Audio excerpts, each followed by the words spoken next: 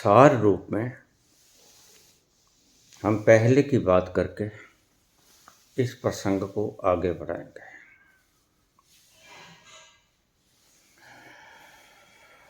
वासांसि जीर्णानि यथा विहाय नवानि गृह्णाति नरोपराणि तथा शरीराणि विहाय जीर्ण अनन्यानि संयाति नवानि देहि।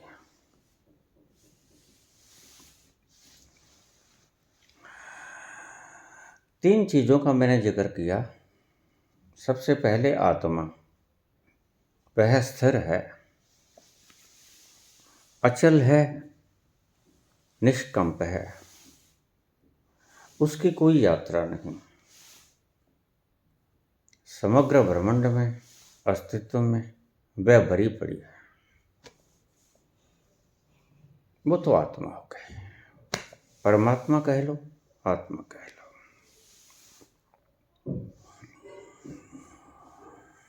दूसरा, सूक्ष्म शरीर और स्थूल शरीर। सारी यात्रा सूक्ष्म शरीर की है। सूक्ष्म शरीर स्थूल शरीर में प्रवेश करता है। स्थूल शरीर घर जैसा है, जैसे तुम एक घर से दूसरे घर में चले गए। मरता है स्थूल शरीर बार बार, और सूक्ष्म शरीर एक बार मरता है। और जिस दिन सूक्ष्म शरीर मर गया, वही तुम्हारी मुक्ति का क्षण है। तुम्हारी मुक्ति का मतलब, लिबरेशन का मतलब, सूक्ष्म शरीर का मर जाना। अब तीन चीजें हो गई। सूक्ष्म शरीर का जन्म कैसे हुआ? मैंने कल भी बताया था, सूक्ष्म शरीर में तुम्हारी सभी कामनाएं, वासनाएं, पिछले जन्म की स्मृतियां, तुम्हारी अधूरी रह गईं अपूर्त वासनाएं, कल्पनाएं, भविष्य की योजनाएं, और तुम्हारी सोची गई मनोवृत्तियां जो अपूर्ण रह गईं, जो पूरी नहीं हो सकें। पिछले सभी जन्मों के सभी क्रियाकलाप तुम्हारे सूक्ष्म शरीर में संग्रहित हैं। यह है सूक्ष्म शरीर। यह विद्युतीय होता है। और स्थूल शरीर यह पदार्थीय होता है। यह तत्वों से बना है। वो जो सूक्ष्म शरीर है वह तत्वों से नहीं बना है, वह विद्युतीय है, विद्युत से बना है।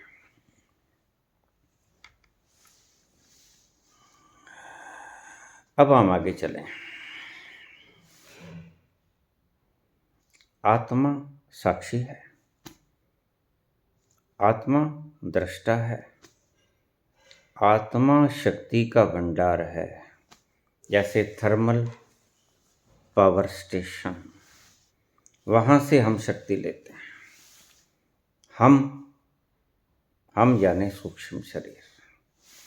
इस वक्त विश्व का प्रत्येक प्राणी, ध्यान से समझना इस शब्द को, इस शब्द को गांठ लगा लेना। जिसे तुम कहते हो मैं, विश्व का प्रत्येक प्राणी यह सूक्ष्म शरीर ही है जिसे मैं कहता है। इस सूक्ष्म शरीर में सब कुछ आ गया।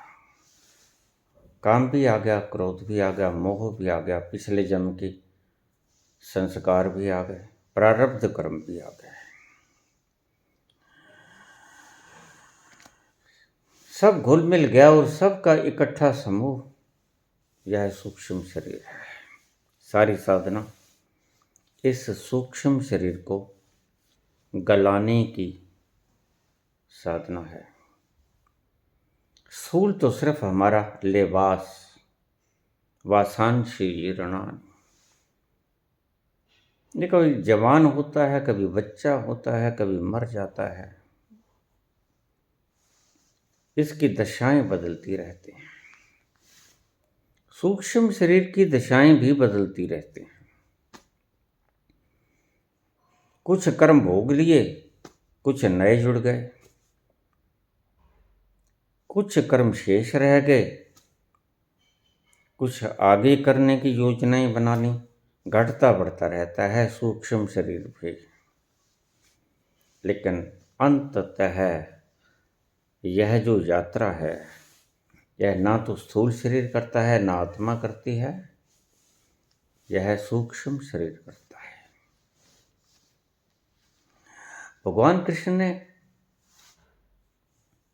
इस श्लोक के आखिर में एक शब्द कहा, जीर्णा अनन्यानि संयाति नमानि देही। देही कौन है? यह बड़ी गफलत पैदा होती है। बहुत से आचार्य, बहुत से व्याख्याकार, टीकाकार इस देही को व्याख्यायित करते हैं आत्मा के रूप में। नहीं, देही देह में रहने वाला सूक्ष्म शरीर।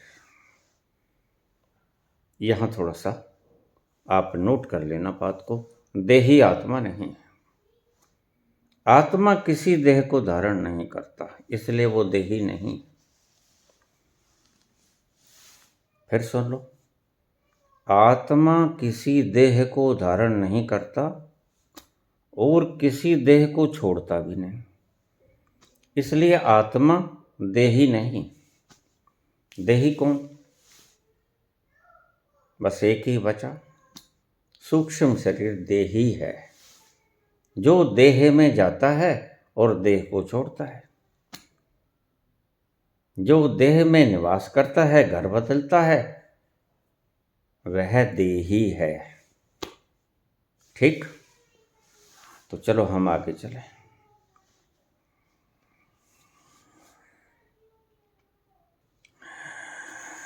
इधर से प्रश्न आ रहा है सूक्ष्म लोक से कि देही बना कैसे? देह तो बन गया 5 तत्वों से, आत्मा साक्षी है, देही कैसे बना?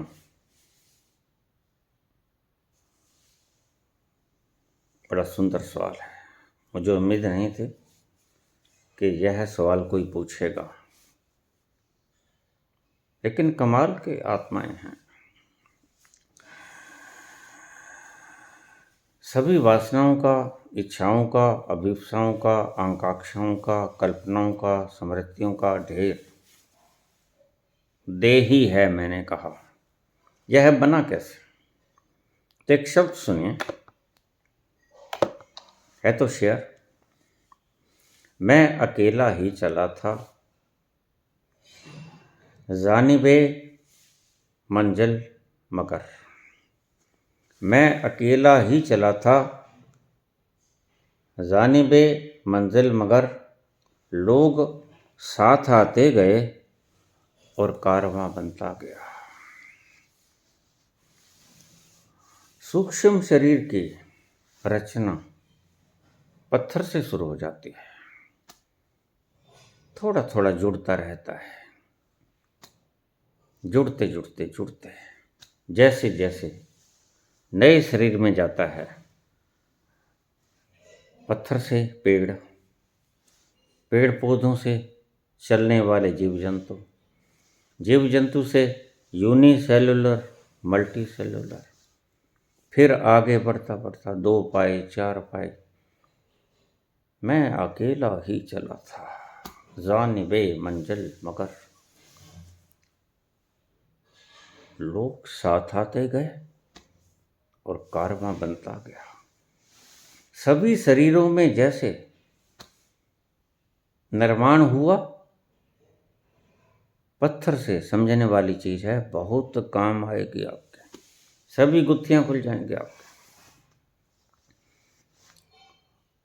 कुछ बने पत्थर में, कुछ बने पेड़ पौधों में, कुछ बने छोटे जीव जंतुओं में, कुछ बने बड़े जीव जंतुओं में, कुछ पक्षियों में, कुछ पशुओं में, और फिर कुछ मनुष्य में। ये संस्कार, वासनाएं, इच्छाएं, कल्पनाएं, अभीप्साएं जुड़ती गईं, लोग साथ आते गए और कारवां बनता गया।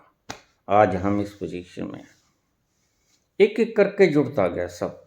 शुरू हुआ जड़ से, शुरू हुआ पत्थर से।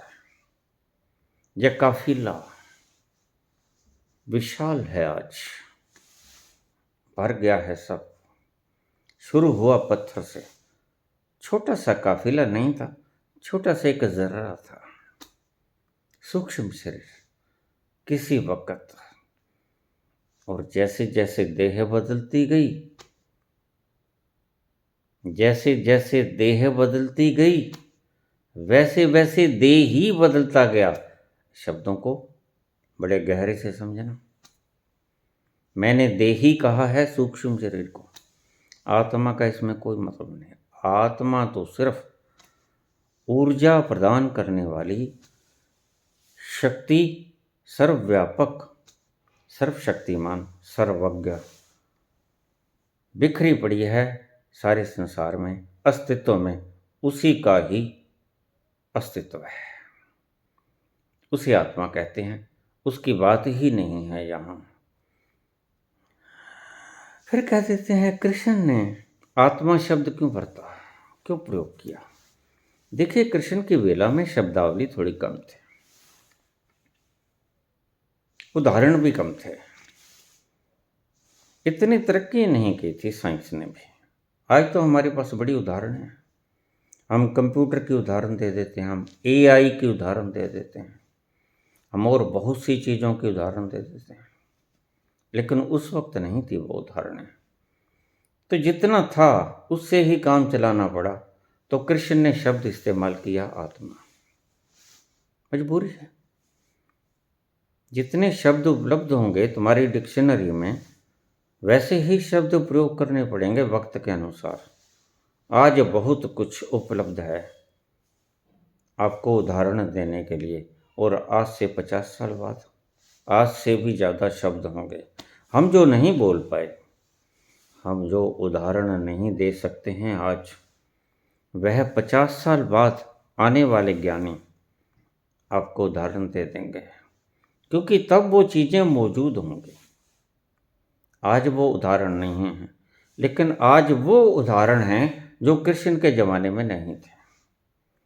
इसलिए कृष्ण ने कहा आत्मा, देही को आत्मा कहा, लेकिन देही आत्मा है नहीं। देही का मतलब होता है सूक्ष्म शरीर। बस आप ये समझ लो। आगे चले, जड़ से शुरू किया, एक एक संस्कार, एक एक वासना, एक एक इच्छा, अभिप्सा जुड़ती गई। मैं अकेला ही चला था जानिबे मंजिल, मगर मंजिल क्या थी? मंजिल थी कॉन्शियसनेस लेवल। जड़ चला था परमात्मा होने, जड़ चला था सुपर कॉन्शियस होने। ये यात्रा है। तो बीच में जुड़ती गई, लोग आते गए और कारवां बनता गया। क्या बढ़ता गया? सूक्ष्म शरीर बढ़ता गया। जैसे जैसे सूक्ष्म शरीर बढ़ा,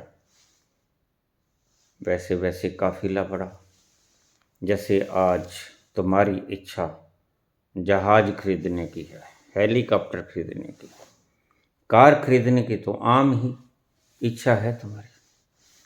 लेकिन क्या कृष्ण के ज़माने में, दत्तात्रेय के ज़माने में, शंकर के ज़माने में कार खरीदने की इच्छा किसी की होती थी? जहाज, हेलीकॉप्टर खरीदने की इच्छा किसी की होती थी? नहीं होती थी। क्यों? क्योंकि थे नहीं। आज इच्छा है, क्योंकि आज हैं। आज से 50 साल बाद जो चीज़ें होंगी, नया इंस्ट्रूमेंट होगा, ऐसे यातायात के साधन आ जाएंगे जबकि तुम कहीं से भी चलोगे और सारे संसार का चक्कर काट लोगे, खा पी भी लोगे, टी ब्रेक भी हो जाएगा, डिनर और लंच भी हो जाएगा, शाम की चाय भी हो जाएगी और 5 घंटे लगेंगे, वो वक्त भी आ जाएगा। सारे संसार का चक्कर भी काट लोगे, घूम फिर भी लोगे। लेकिन आज नहीं है ऐसा। मैं अकेला ही चला था जानिबे मंजिल, मगर लोग साथ आते गए और कारवां बनता गया। पत्थर से चला था, एक एक संस्कार जुड़ा, नई नई इच्छा जन्मी, तब कार लेने की इच्छा नहीं थी, आज के मानव में जहाज लेने की इच्छा है, हेलीकॉप्टर लेने की इच्छा है। इच्छाएं जुड़ती गईं, जो तब नहीं थी आज हैं, और काफिला बनता गया। ऐसे ही काफिला बन गया और इस काफिले का नाम है सूक्ष्म शरीर। अब इस काफिलों को तुम्हें मोह बड़ा हो गया है, इस काफिले के साथ रहते रहते, क्योंकि यह सदा से तुम्हारे साथ है। जैसे ही तुमने प्रथम यात्रा शुरू की,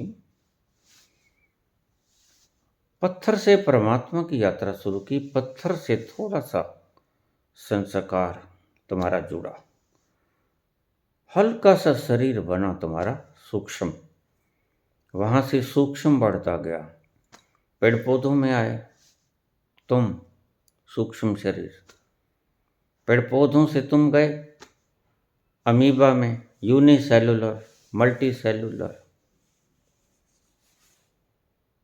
फिर तुम पशु पक्षियों में गए, उड़ने वाले पक्षियों में गए, समुद्री जीवों में गए, छोटे बड़े जीवों का चक्कर लगाते लगाते तुम्हारी वासनाएं, तुम्हारी इच्छाएं जुड़ती गईं, लोग साथ आते गए और कारवां बनता गया। आज ये दशा हो गई। लेकिन इस दौरान एक घटना घटी।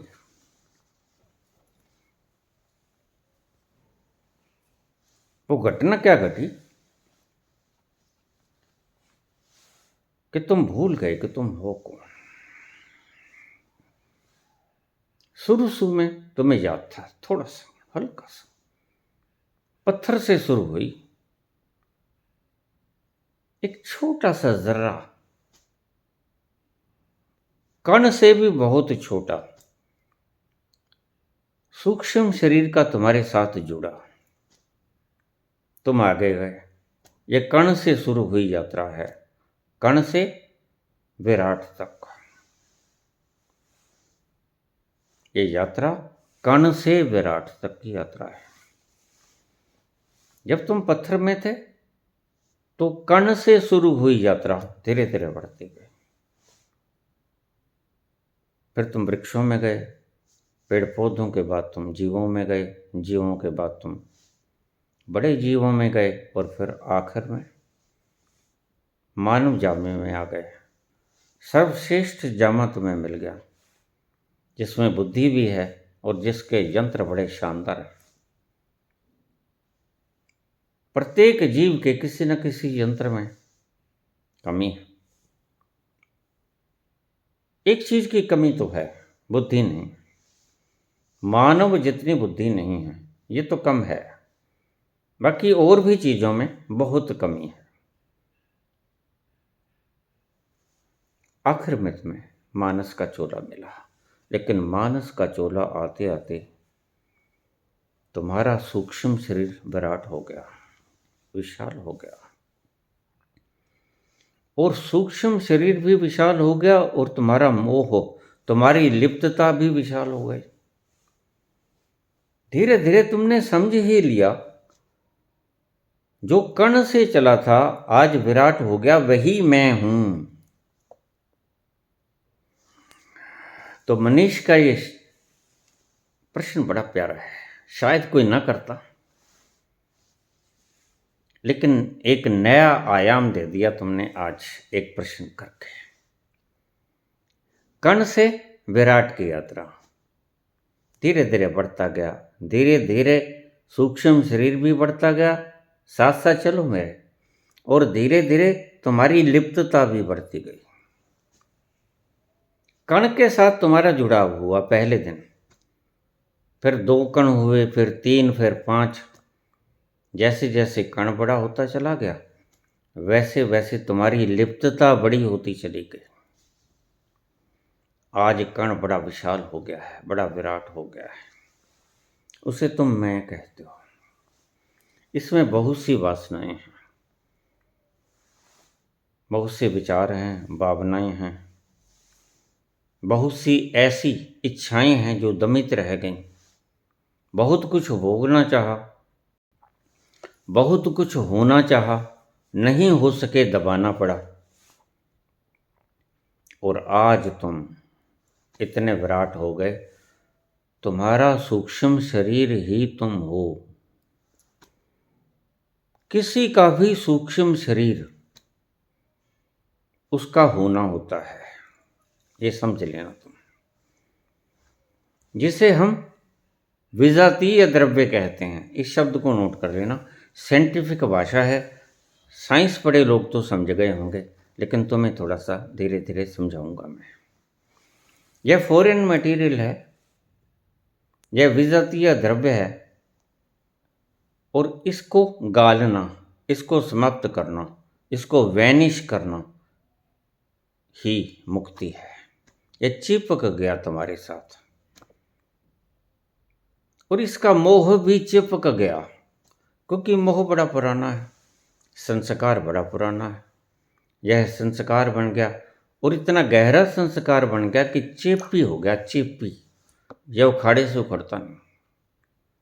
जब इसको थोड़ी सी चोट पहुंचाई जाती है तो यह कहता है कि तुमने मुझे चोट पहुंचा दी। सूक्ष्म शरीर तुम होके रह गए कि मैं सूक्ष्म शरीर हूं। यही दुविधा है संत में और तुम में। तुम कहते हो सूक्ष्म शरीर मैं हूं, संत कहते हैं सूक्ष्म शरीर तुम नहीं हो। सूक्ष्म शरीर तुम्हारी लिप्तता है, तुम तो आत्मा हो। तुम तो वो हो जो विराट में बिखरे पड़े हो। तुम्हारा फैलाव और छोर के बिना है। तुम्हारा कोई मापदंड नहीं, कोई पैमाना नहीं, कोई अंत नहीं, कोई आदि नहीं। तुम वो हो। तुम कहते हो नहीं, मैं सूक्ष्म शरीर हूँ, मेरी चाहते हैं, मैं चाहते पूरी करूँगा। संत कहते हैं कि ये तुम्हारी लिप्तता है। जैसे ही पत्थर से लगे इकट्ठा करने, आज इतना कुछ कूड़ा कबाड़ा इकट्ठा कर लिया, और इस कूड़े कबाड़े को तुम नाम देते हो मैं। लेकिन संत कहते हैं, दत्तात्रेय कहते हैं, कृष्ण कहते हैं, शंकर कहते हैं कि यह कूड़ा तुम नहीं हो। और क्योंकि मोह बड़ा घना है, लिप्तता बहुत पुरानी है, इसलिए तुम किसी कीमत पे मान ही नहीं सकते कि यह कूड़ा मैं नहीं हूं। बहुत पुरानी तुम्हारी चिपकाहट है। शुरू से जब एक कण था तब से चिपकने शुरू हो गए थे तुम। 1 से 2 कण हुए, फिर बढ़ता गया, लोग साथ आते गए और कारवां बनता गया। आज ये कारवां बन गया। तुम भी ठीक हो अपनी जगह। ये कारवां टूटे कैसे, बिखरे कैसे? क्योंकि तुम्हारी चिपकाहट बड़ी गहरी है। जब इसको उखाड़ा जाता है तो तुम चिल्लाते हो, चीखते हो। तुम्हारा मोह बड़ा घना है। तुमने ऐसी गोंद लगा ली है, ऐसी चेपी लगा ली है इसके साथ कि अगर कोई इसको थोड़ा सा उखाड़ना शुरू करता है तो तुम चिल्लाते हो, और तुम चिल्लाते भी हो, तुम प्रतिक्रिया भी कर देते हो।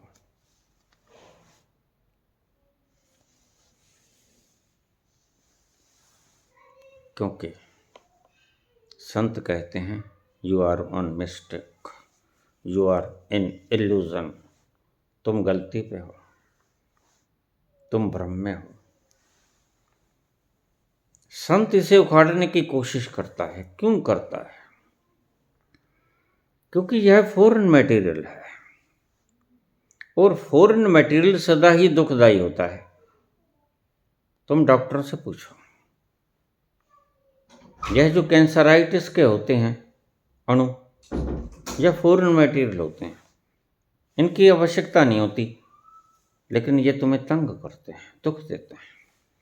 ऐसे ही तुम्हारा अहंकार, जिसे तुम मैं कहते हो, वह तुम्हें दुख देता है। यह तुम्हारे लिए कैंसराइटिस जैसा, यह तुम्हारे लिए दर्द का कारण है।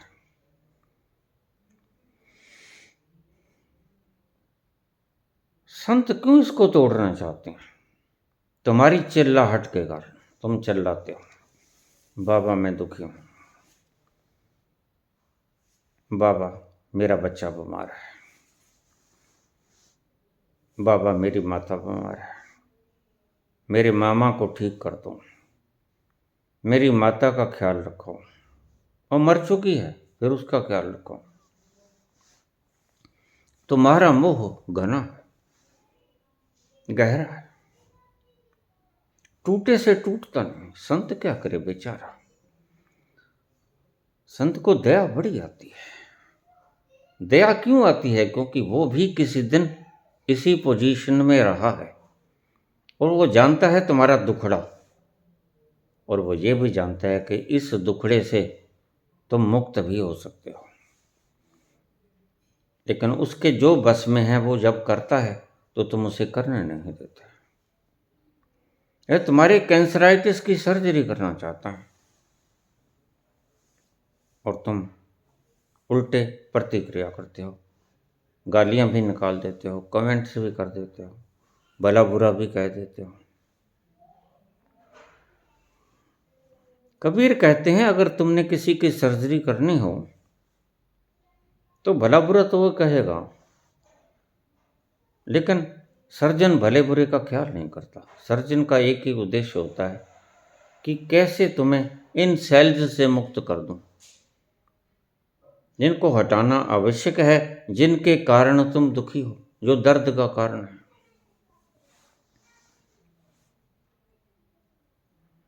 तो कबीर कहते हैं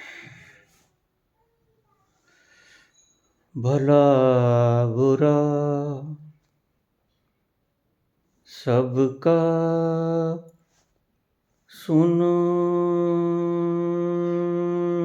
लीजो,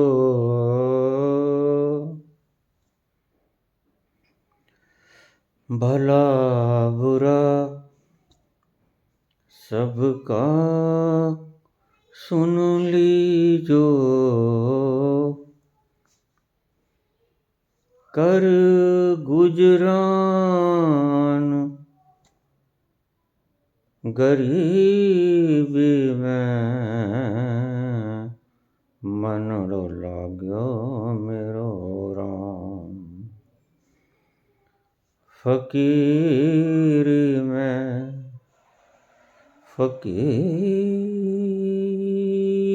में मनड़ो लाग्यो मेरो राम।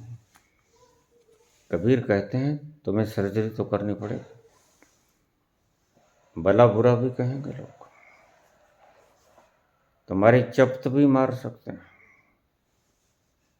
मेरे भतीजे के स्कूटर किसी ने मार दिया था, माथे से खून निकलने लगा, हम डॉक्टर के ले गए, डॉक्टर ने 12 टाके लगाए, और भतीजा छोटा था 7-8 साल का। तो भतीजा डॉक्टर को गाली निकालने लगा, माँ बहनों की। छोटा सा बच्चा, दर्द होता है। जब सुई चुभोता है, टाँका लगाता है, दर्द होता है तो वो गाली निकालता है।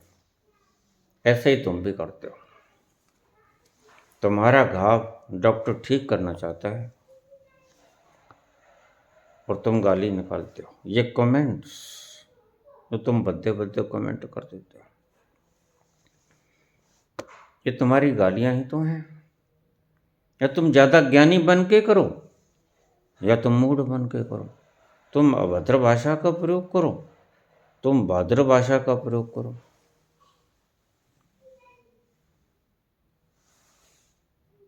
मैंने अपनी एनलाइटनमेंट की वीडियो बनाई, बड़े कमेंट आए, बाबा इट्स ए हेलुसिनेशन।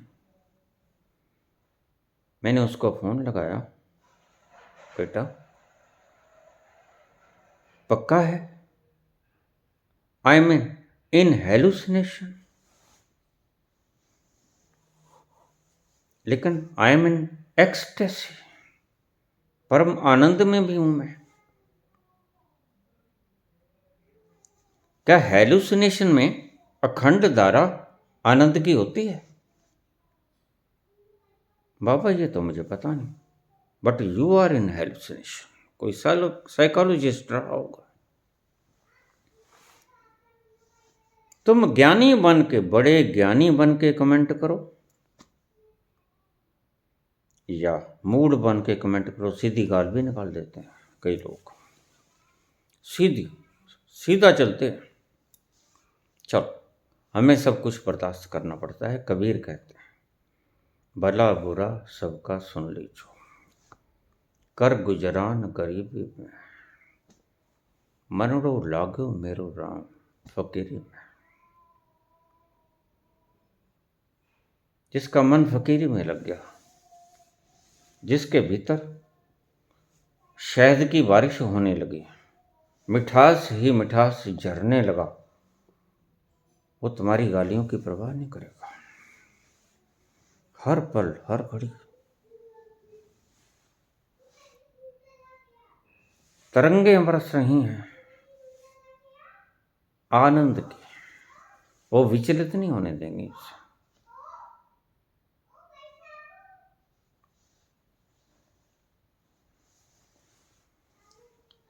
सारी आध्यात्मिकता तुम्हें तुमसे मुक्त कराने की है। अब शब्दों में नहीं आता, लेकिन समझा देता हूं। तुम सूक्ष्म शरीर, फॉरेन मटेरियल हो, विजातीय द्रव्य हो, इसको हटाना ही संत का काम है। जैसे कैंसराइटिस होते हैं, कैंसर के सेल होते हैं, उनकी जरूरत नहीं होती। वो शरीर को फलने फूलने में, कार्य करने में कोई योगदान नहीं देते, वर्ण बाधा बनते हैं, दर्द क्रिएट करते हैं, दुख होता है, रातों की नींद हराम करते हैं, जीना मुहाल कर देते हैं। इसलिए तुम डॉक्टर के पास जाते हो, देखो जी ये क्या है। डॉक्टर उसका सैंपल भेजता है, बायोप्सी, गहरी बायोप्सी भेजता है। वह कहता है सॉरी इट इज कैंसराइटिस। फिर क्या करना होगा? ये फैल जाएगा सारे शरीर में और यू विल डाई। फिर इसको निकाल दो। तो इस व्यर्थ के टिश्यूज को निकाल देना, विजातीय द्रव्य को निकाल देना तुम्हें चैन देगा। और मैंने कहा ये सूक्ष्म शरीर विजातीय द्रव्य है, तुम्हारे दुख का मूल कारण है। मूल नहीं, मुख्य कारण है। कारण ही ये है, दूसरा कोई कारण ही नहीं।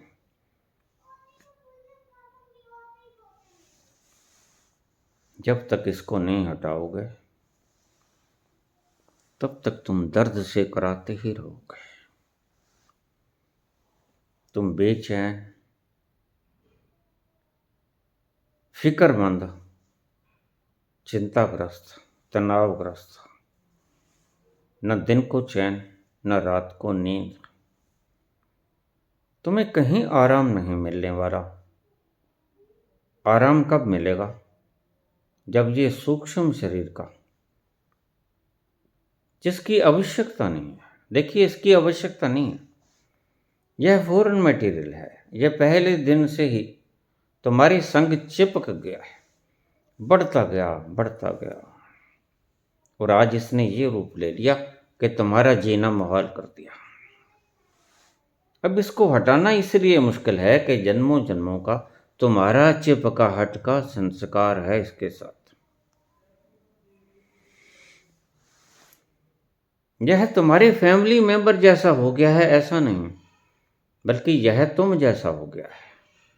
इसे तुमने मैं मान लिया है। अब इससे बड़ी विडंबना क्या होगी? तुमने विजातीय द्रव्य को मैं मान लिया। अब डॉक्टर क्या करेगा? जो व्यक्ति कैंसराइटिस के सेल को मैं मान ले कि नहीं ये तो मैं हूं, इसको निकालोगे तो मैं मर जाऊंगा। और दुविधा उत्पन्न होती है। तुम अज्ञानी हो, तुम्हें पता तो कुछ है नहीं। डॉक्टर को पता है ये कैंसर के सेल हैं, ये मार देंगे इसको, और तुम्हें कुछ मालूम नहीं। तुम जिद पे अड़े हो मोह के कारण कि ये तो मैं हूं। इसे कोई ठेस पहुंचाता है तो तुम अदालतों में जाके दरवाजे खटखटाते हो। इसने मुझे तू कह दिया, 500 करोड़ का हर्जाना दे दो। ऐसे ऐसे उपद्रव करते फिरते हो तुम, और उसका मुख्य कारण क्या है? तुम्हारा अज्ञान। तुम्हारा अज्ञान कि तुम कैंसर के सेल को मैं मानते हो। यह जो तुम्हें दुख देता है, यह जो तुम्हें दर्द देता है, यह जो तुम्हारी रातों की नींद, दिन का चैन छीन लेता है, उसको तुम मित्र नहीं, परिवार का सदस्य नहीं, उसे तुम मैं कहने लग गए। इससे बड़ी विडंबना और क्या होगी? बड़े चिपके, बड़े चिपके, ऐसे चिपके उखड़ने का नाम नहीं लेते। बड़े बड़े संत हार जाते हैं, उनके सारे फार्मूलाज फेल हो जाते हैं। देखिए, ऋषियों ने 112 विधियां बनाई तुम्हें उखाड़ने की। ये कैसे तुम्हारा ये सूक्ष्म शरीर रूपी कैंसर का सेल, विजातीय द्रव्य हम काट के अलग कर दें, लेकिन तुम काटने के बाद तुम्हें तो कैंची दिखा दें तो तुम चिल्लाने लगते हो। तुम कहते हो मेरी तो भावनाएं आहत कर दी इसने। तुम कहते हो मेरी तरफ तो इसने घूर लिया लाल आंखों से।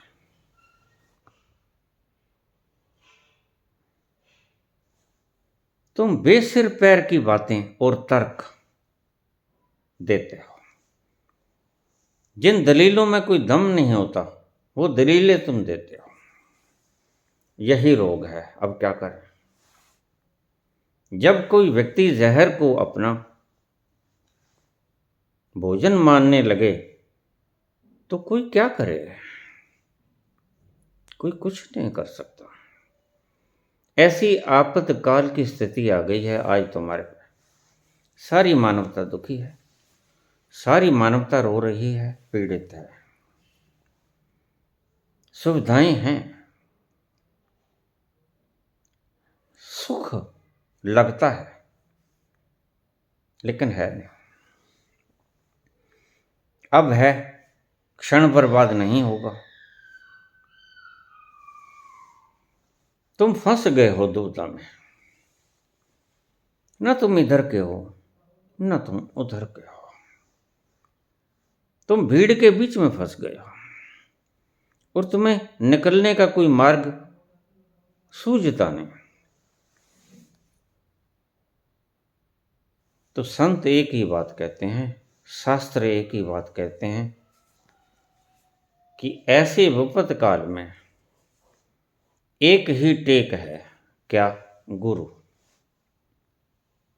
परमात्मा ही तुम्हें बचा सकता है। संग सखा सब तज गए, कोई ना निभ्यो साथ। संग सखा सब तज गए, को न निभ्यो साथ। कह नानक इस विपद में, एक टेक रघुनाथ। उसकी ही शरण में जाओ कि प्रभु मैं घोर संकट में हूं, आपातकाल में फंस गया हूं, अब तू ही निकाल। बाबा नानक ने कहा ना, बाह पकड़ कढ़ लीने अपने, बाह पकड़ कढ़ लीने अपने,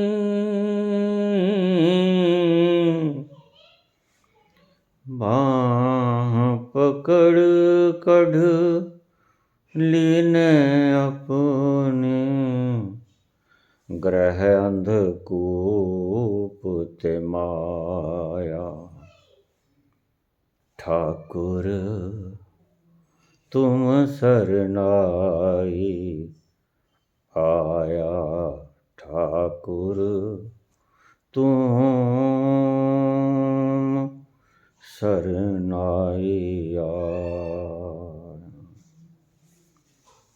परमात्मा के आगे फरियाद करते हैं, बाबा अपनी बाहों से मुझे निकाल लो। मैं गहरे अंधकार कूप में, कुएं में डूब गया, तुम मुझे अपना सहारा दो। कह नानक इस विपद में, एक टेक रघुनाथ। और परमात्मा तुम्हारे लिए गुरु का इंतजाम करता है, बस खुद ही बन के आ जाता है, उसके सिवा कोई और है तो है नहीं। वही है सब जगह, खुद ही वो गुरु बन के आ जाता है तुम्हारा। लेकिन जब वो गुरु बन के आए और तुम्हारी सर्जरी करने लगे, तो तुम चुप करके सर्जरी करवाते रहना, क्योंकि वो जो तुम्हारे सेल निकालेगा वो निकालने योग्य हैं, उन्हीं के कारण ही तुम दुखी हो। ये रात भर नींद फिर क्यों नहीं आती, ये दिन भर चैन फिर क्यों नहीं आता।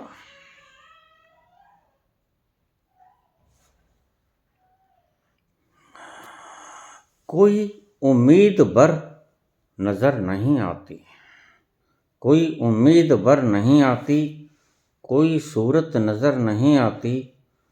मौत का एक दिन मयमन है, नींद को रात भर नहीं आती। कोई उम्मीद भर नहीं आती, कोई सूरत नजर नहीं आती। मौत का एक दिन मुयम्मन है, नींद क्यों रात भर नहीं आती। आगे आती थी हाले दिल पे हंसी, आगे आती थी हाले दिल पे हंसी, अब किसी बात पे नहीं आती। आगे आती थी हाले दिल पे हंसी, अब किसी बात पे नहीं आती। मौत का एक दिन मुअय्यन है, रात क्यों ना, नींद क्यों रात भर नहीं आती। तुम तड़पते भी हो, रोते चिल्लाते भी हो, कब से रो चिल्ला रहे हो, फिर तुम अपना ऑपरेट करने क्यों नहीं देते। मैं समझता हूँ, संत अच्छी तरह समझता है, मोह बड़ा गहरा है। एक जन्म का पुत्र अभी कुछ साल का हुआ, तुम उसको आंचल में छिपा लेते हो। इसको आँच की गर्माहट ना लग जाए, मैं चाहे जल जाऊं। अपने आंचल में छिपा लेते हो तुम, मोह की लिप्तता है ये, और तुम्हारा मोह बड़ा पुराना है। बरसों बरसों, जन्मों जन्मों, कब से चले थे तुम मोह को पाले। एक जर्रा जर्रा था, पत्थर से चले विराट की तरफ, वहां से मोह जुड़ता गया, लोग साथ आते गए और कारवां बनता गया। देखिए मोह कितना गहरा होगा, कितना पुराना होगा। ये टूटेगा बड़ा मुश्किल है। तुम उम्मीद जता लेते हो, गुरु बहुत कोशिश करता है, लेकिन क्या करे, तुम बुरी तरह से रोने लगते हो, तुम चीखें चिल्लाहटें करते हो। गुरु का हृदय खुद द्रवित हो जाता है तुम्हारी चीखें सुनकर, जबकि वो जानता है कि चीखने दो उसको, मैं इसको रोग मुक्त कर रहा हूं, एक बार तो चीखेगा ही। लेकिन तुम इतनी बुरी तरह से रोते हो कि सर्जन को भी दया आ जाती है, उसका हृदय भी कंप जाता है, वह छोड़ भी नहीं सकता हाथ से सीजर को, और तुम्हें काट भी नहीं सकता, और खुद दुविधा में डाल देते हो तुम अपने सर्जन को। गुरु एक स्थान पे आकर किंग कर्तव्य विमूढ़ हो जाता है। क्या इतनी बुरी तरह से थोड़ा रोया करते हैं, दुख ही तो काट रहा हूं, दर्द ही तो काट रहा हूं, संताप ही तो काट रहा हूं, उसके बाद चैन आ जाएगा। कहां उलझा है जी, है तो सम्राट, हाथ में भिक्षा पत्र उठाए दर दर का भिखारी बना फिरता है। अब इसे समझाने की चेष्टा करते हैं, इसे दिखाने की चेष्टा करते हैं, तो ये बुरी तरह चिल्लाता है। क्या किया जाए इसका। तुम्हारा चिल्लाना बड़ा विषादग्रस्त होता है। उस स्थिति में संत करे तो क्या करे,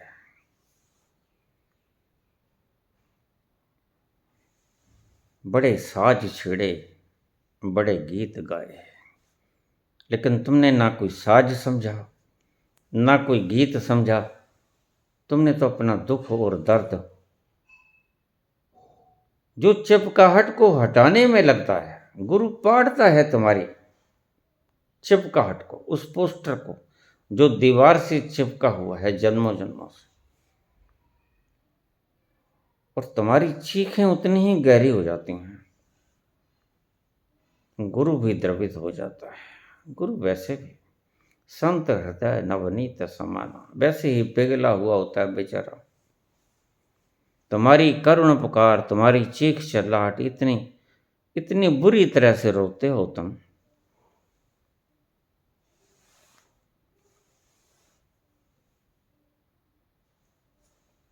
गुरु को भी दया आ जाती है। पहले दुखी थे तो दया आती थी, अब तुम्हारे रोग को काट रहा है, तुम्हारी चिल्लाहटों के कारण दया आती है। यहां गुरु आकर खुद दुविधा में फंसता है, करूं क्या करूं। किसी किसी वक्त कृष्ण भी दुविधा में आ जाते हैं, अब कैसे इसका हल करूं। ये तो बड़ी मूर्खता की बातें करता है। इस मूर्ख को ये नहीं पता कि जब गुरु थे तब गुरु थे, गुरु की तरह रहते तो गुरु की तरह पूजे जाते,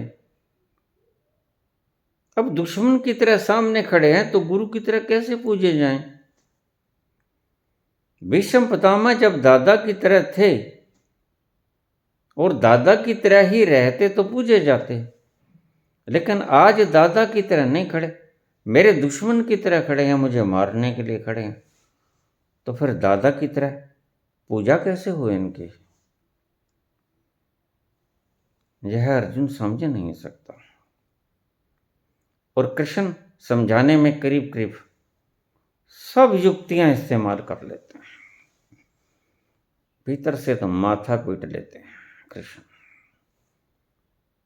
लेकिन जानते हैं कि करेगा ऐसा, स्वाभाविक है, जन्मों जन्मों पुरानी ये चिपकाहट की कहानी इतनी जल्दी ना छोड़ सकेगा। शंखनाद हो चुका है, ताजा ताजा मोह जन्मा है, तो फिर आखिरी अस्त्र का सहारा लेते हैं कृष्ण के पास या सभी गुरुओं के पास। एक ही सहारा आखिरी होता है, एक ही अस्त्र होता है आखिर, और सभी गुरुओं के पास होता है।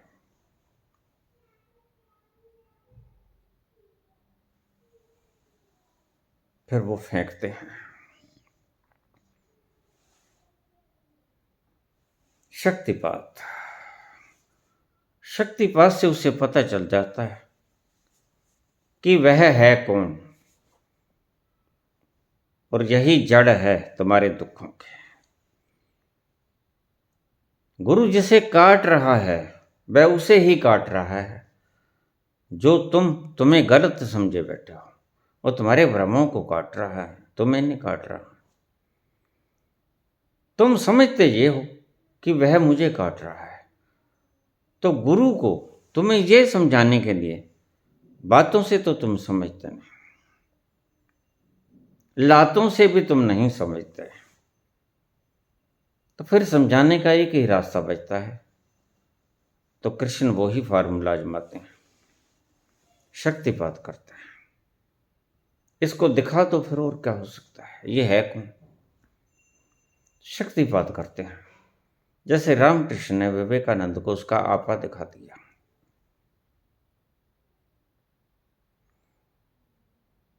ऐसे ही कृष्ण अर्जुन को अपना आपा दिखा देते हैं। अब तक कहता था मेरा गुरु, मेरा भीष्म पितामह, इसकी गोदी में पला बढ़ा, बुरकी बुरकी खाया, शस्त्र विद्या सीखा गुरु से, कैसे हनन कर दूं, कैसे छाती में से तीर आर पार कर दूं। नहीं, मैं ऐसा नहीं कर सकूंगा केशव, मैं युद्ध नहीं करूंगा। और कृष्ण भली भांति जानते हैं कि ये शब्द आते कहां से हैं और क्यों आते हैं। फिर कृष्ण जब नहीं समझता बातों से अर्जुन, तो फिर शक्तिपात करके उसे दिखला देते हैं कि तू है कौन। जब तक तू अर्जुन है तब तक वो द्रोण है, जब तक तू अर्जुन है तब तक वो भीष्म पितामह है। जब तू अर्जुन ही ना रहेगा तब भीष्म भीष्म ना रहेगा, द्रोणाचार्य द्रोणाचार्य ना रहेगा, दुर्योधन दुर्योधन ना रहेगा, और धृतराष्ट्र धृतराष्ट्र ना रहेगा। मोह समाप्त होगा और फिर तुम्हें सच्चाई दिख जाएगी। तुम्हारी कैंसराइटिस के सारे सेल तुम खुद ही तोड़ दोगे।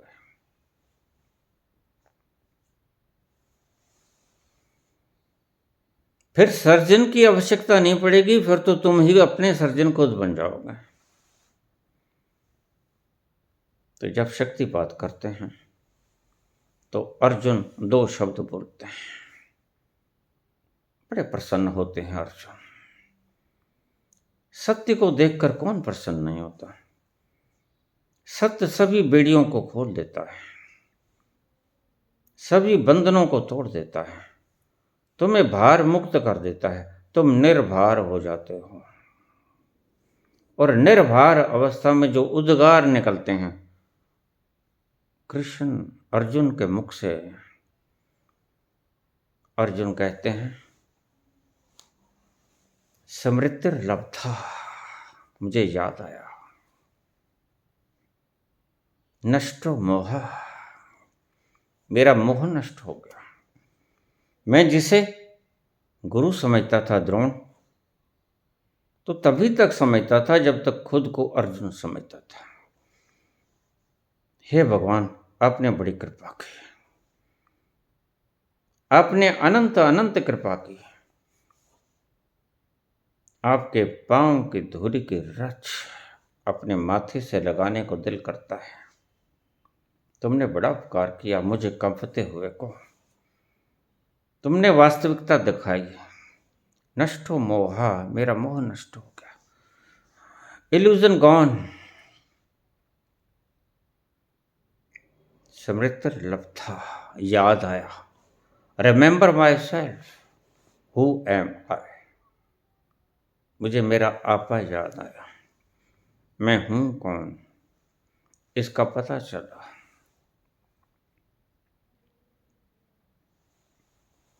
अब मैं तुम्हारा कृतज्ञ हूं, मैं तुम्हारी शरण में हूं, मैं तुम्हारा शिष्य हूं। अब मुझे हुक्म करो, मैं क्या करूं? किम करिष्ये, क्या करूं मैं? भगवान कृष्ण कहते हैं, मुझे याद कर और युद्ध में कूद जा। इनको छलनी कर दे, इनका हनन कर दे। अब तेरा मोह नष्ट हो गया। अब तुझे याद आया कि तू कौन है। जिसको ये याद आ जाता है कि मैं कौन हूं, उसको सभी याद आ जाता है कि तुम कौन हो। क्योंकि जो मैं हूं वो ही तुम हो। यहां एक है, दूसरा नहीं। जो अर्जुन है वो ही द्रोण है, जो अर्जुन है वो ही भीष्म है, जो अर्जुन है वो ही दुर्योधन है। बाहर से दुश्मन है लेकिन भीतर से एक है। लहरें विपरीत हो सकती हैं सागर के ऊपर की, लेकिन सागर अतल गहराइयों के भीतर तो बड़ा शांत है और एक है। कोई दुश्मनी नहीं, कोई विरोध नहीं। ऐसा ही तुम्हारा भी अंतस है। तो गुरु आखिर में यही काम करता है। तुम जब नहीं समझते, शेष हथियार उसके पास एक ही बचता है, तो फिर वो थोड़ी सी इंतजार करता है तुम्हारी भूमि तैयार होने की, कि तुम इस शक्ति को ग्रहण करने के योग्य हो जाओ। और तो तुम कुछ योग्य ना हो सके। तुमने सर्जरी भी नहीं करने दी, तुमने शब्दों को भी अपने भीतर नहीं गटकने दिया, जाने दिया। तुमने वो बीमारी के सेल भी नहीं काटने दिए। तुम डटे ही रहे कि मैं कौन हूं, मैं जानता हूं। तो कृष्ण के पास एक ही उपाय है, और कृष्ण तुम्हारी भूमि को तैयार करते हैं, बस इधर उधर की बातें करके। जो प्रश्न पूछते हो उसे समझा देते हैं कृष्ण। इसलिए इतनी गीता बनी, क्योंकि अज्ञानी के मन में बड़ी डायमेंशन से प्रश्न आते हैं, बड़ी तरह से प्रश्न आते हैं। मुझे लोग पूछ लेते हैं, बाबा ये भूत प्रेत क्या है? हालांकि भूत प्रेत क्या है इसको मैं बता भी दूंगा तो वे अपना आपा नहीं जान पाएंगे, और अपना आपा जानने से आनंद मिलता है। और मैं तुम्हें आनंद की खोज खबर दे रहा हूं। मैंने ये जो सीरीज शुरू की है, 2000 वीडियोस बोल दिया है, ये किस लिए बोला है? तुम्हें सूचनाएं देने के लिए नहीं बोला है। तुम्हारे भीतर सूचनाएं संग्रहित हो जाएं तुम्हारे न्यूरॉन्स में, इसलिए भी नहीं बोला है। मैंने बोला है कैसे तुम आनंदित हो जाओ, और जीवन का आनंद जीवन को जीने में है, आनंद पूर्वक। जीवन तभी तक जीवन है जब तक आनंद पूर्वक जिया जाता है।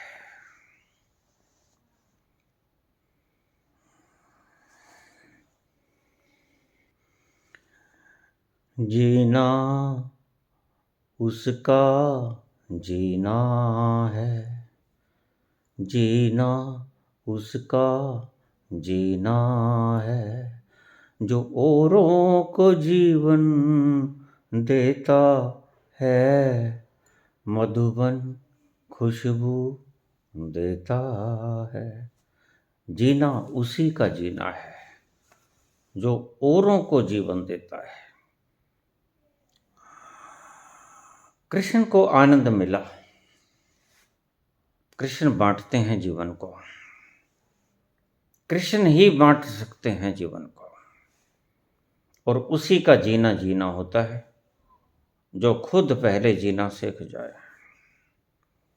इसलिए जीवन को तुम बांटना, जीवन को जीने की कला दूसरों को देना, लेकिन पहले खुद सीख लेना। आज ये बीमारी बड़ी घनी है। खुद न जीने की कला सीखने वाले लोगों को जीने की कला सिखा रहे हैं। बड़ा बुरी वेला आ गया है। यह संकटकालीन विपद काल है। तुम जीना बांटना, जीने की कला बांटना, लेकिन पहले खुद जीने की कला सीख लेना। जीने की कला सीख लोगे, कैसे सीखोगे? कृष्ण सिखाते हैं जीने की कला।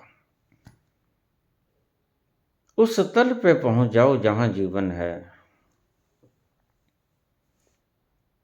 बस उस तल पर जाकर तुम सीख जाओगे। जीवन के साथ जब आगोश में एक हो जाओगे तो तुम भी जीना सीख जाओगे। वह जीवन का भंडार जब तुम्हारे गले लगेगा, जब ईद हुई, ईद मनेगी, तुम उसको गले में लिपटा लोगे, आगोश में ले लोगे। आगोश में ले सकोगे उसके पास पहुंच गए। अभी तो तुम दूर हो, अभी वह दूर है, अभी तुम दूर हो। उसके करीब जाओ, उसको आगोश में ले लो। ईद मनेगी वहां, महारास होगा वहां, निधि वन है वहां। कृष्ण लिपटेंगे राधा संग, गोपियों संग वहां, महारास होगा वहां, और वहां तुम जीना सीख के आओगे। वहां जीना सीख के आना और बाहर आकर दुनिया को जीना सिखाना। कृष्ण ने आखिरी शक्तिपात किया। आखिरी हथियार गुरु के पास होता है, और ध्यान रखना, मैं बार बार कह रहा हूं, आखिरी हथियार गुरु के पास होता है, होता ही है। और जब कोई चाल ना चले, कोई वश ना चले, कोई रास्ता ना बचे, विषाद चारों तरफ मुंह बाए खड़ा हो, यह विषाद की स्थिति है। युद्ध क्षेत्र में खड़े हैं कृष्ण भी और अर्जुन भी। वक्त बिल्कुल भी नहीं है, पलों के हिसाब से भी वक्त नहीं है, शंखनाद हो चुका है।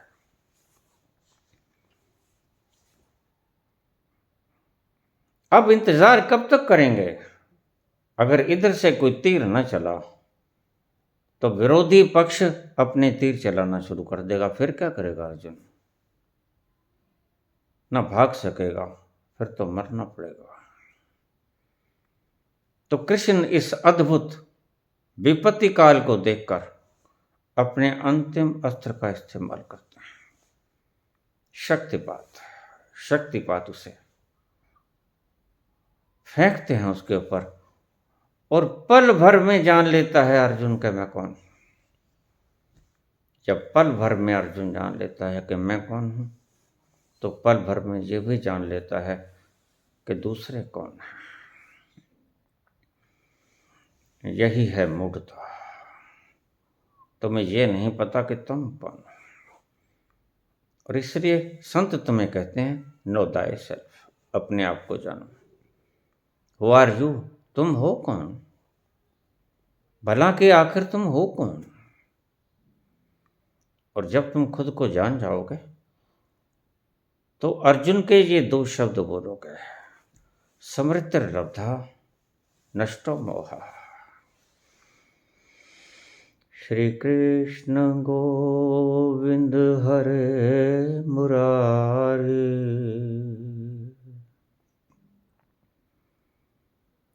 हे नाथ नारायण वासुदेव।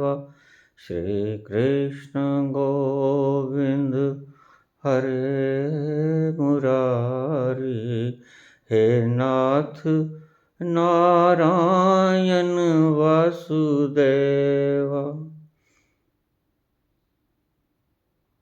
श्री कृष्ण गोविंद हरे मुरारी,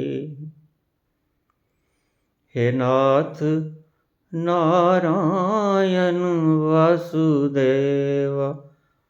पितमात स्वामी सखा हमारे, पितमात स्वामी सखा हमारे, हे नाथ नारायण वासुदेवा।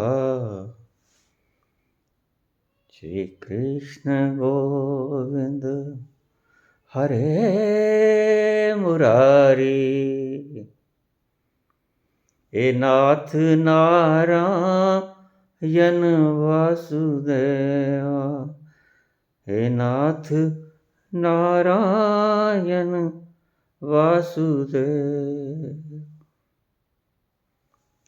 धन्यवाद।